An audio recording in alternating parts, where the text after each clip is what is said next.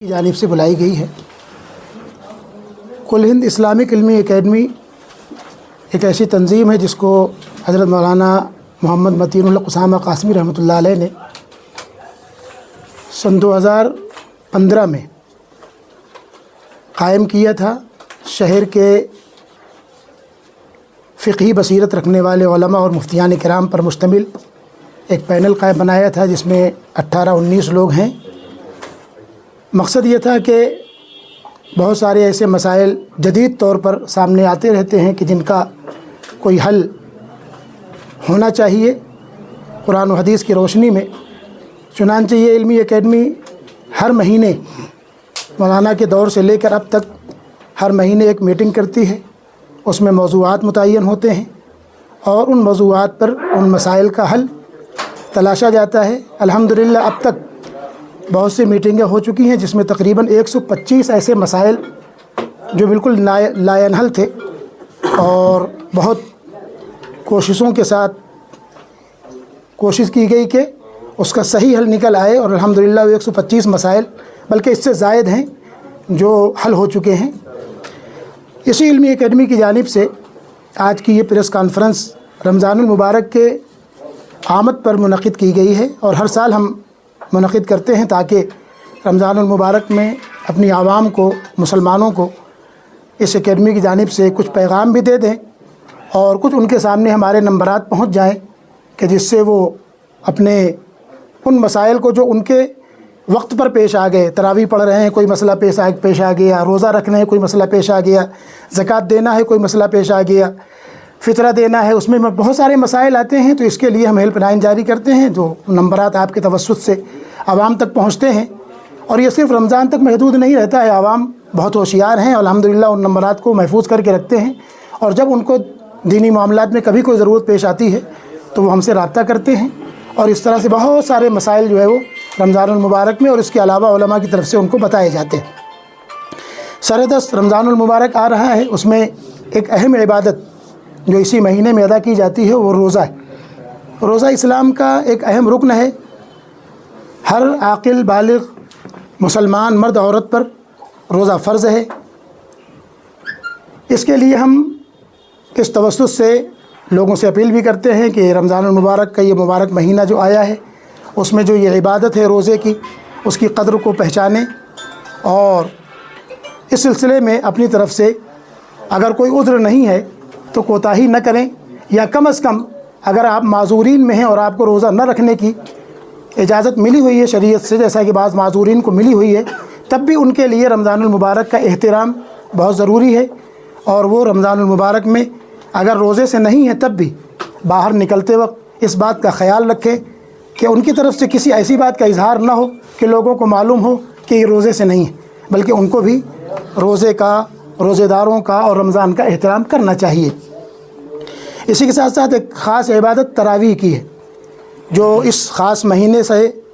मुंसलिक है और इसी महीने में उसको अदा किया जाता है। तरावीह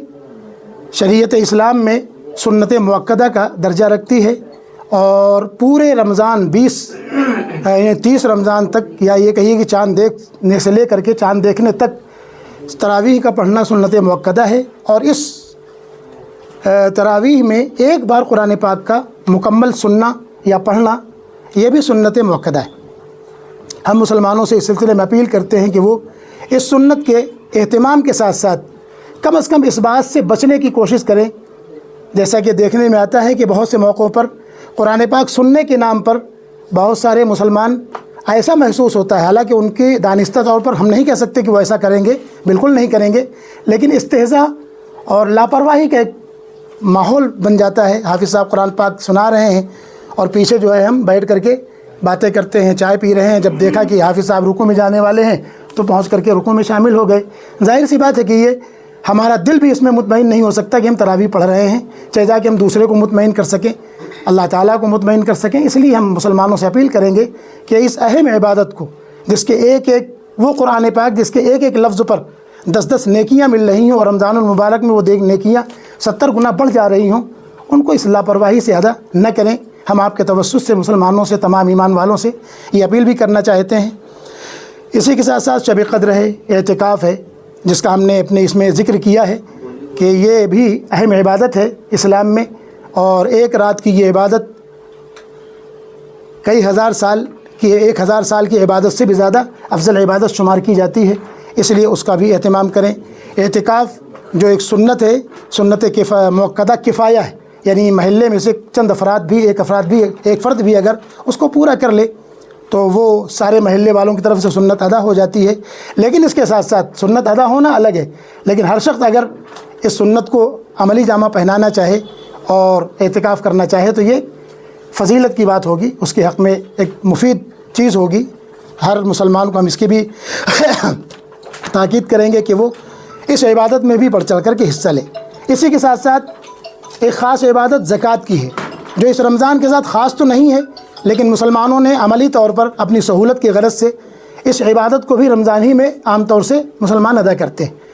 زکوٰۃ کی ادائیگی میں بہت ساری پیچیدگیاں اور بہت سارے مسائل آتے ہیں، لیکن ہم یہ چاہیں گے کہ زکوٰۃ کو ادا کرتے وقت مسلمان اپنی نیت کو خالص کرے۔ اس میں غرباء اور مساکین اور ضرورت مندوں کی مدد کے ساتھ ساتھ اللہ کو راضی کرنے کا جو ان کا اصل مقصد ہے، اس سب سے مقصد یہ ہے کہ اللہ راضی ہو، اس کو پیش نظر رکھیں۔ ظاہر سی بات ہے کہ جب کوئی مسلمان بھی اس کو پیش نظر رکھے گا تو ریاکاری اور دوسری چیزوں سے وہ اپنے آپ کو بچائے گا، اپنی نیت کو خالص کرے گا۔ اسی کے ساتھ ساتھ ایک خاص عبادت اس کی صدقۃ الفطر ہے۔ صدقۃ الفطر رمضان المبارک کے روزے کا ایک طرح کا فدیہ ہے کہ اگر روزے میں کسی طرح کی کوئی کمی اور کوتاہی رہ گئی ہے تو اس صدقۃ الفطر کے ذریعے سے اس کمی کو اللہ تعالیٰ پورا کر دیتے ہیں۔ اور اسی کے ساتھ ساتھ آگے آنے والی جو عید ہے اس کی خوشیوں میں ہمارے ساتھ ہمارے غریب بھائی بھی شامل ہو جائیں، یہ ایک طرح کا یہ بھی ایک مقصد ہے اس صدقۃ الفطر کے ادا کرنے سے۔ ظاہر سی بات ہے کہ زکوٰۃ اور صدقۃ الفطر اور اس طرح کے جو کار خیر ہیں اس میں مواسات، غمخواری، غریبوں کی مدد اور ہمدردی یہ اس میں شامل ہے۔ اس لیے گویا کہ مسلمان اس میں روزہ رکھنے کے ساتھ ساتھ انسانوں کی بھلائی کے لیے، ان کی ضرورتوں میں کام آنے کے لیے آگے آئیں اور ان کی مدد کریں، اور اس طرح سے اپنے آپ کو اللہ کی نگاہ میں افضل اور اعلیٰ مقام حاصل کرنے والا بنائیں۔ اسی کے ساتھ ساتھ ہم ایک اپیل یہ بھی کر دیتے ہیں کہ رمضان المبارک میں سحری اور افطار کے موقع پر مسلمانوں کو اذان کی اطلاع اور سحری کی اطلاع کرنے کے لیے ہم مائک کا استعمال کرتے ہیں۔ یقیناً یہ ایک سہولت ہے جو ہم کو ملی ہوئی ہے، لیکن کسی بھی سہولت کا کوئی غلط استعمال، ایسا استعمال جس سے معاشرے میں کسی دوسرے کی پریشانی کا اور ہو سکتا ہے کہ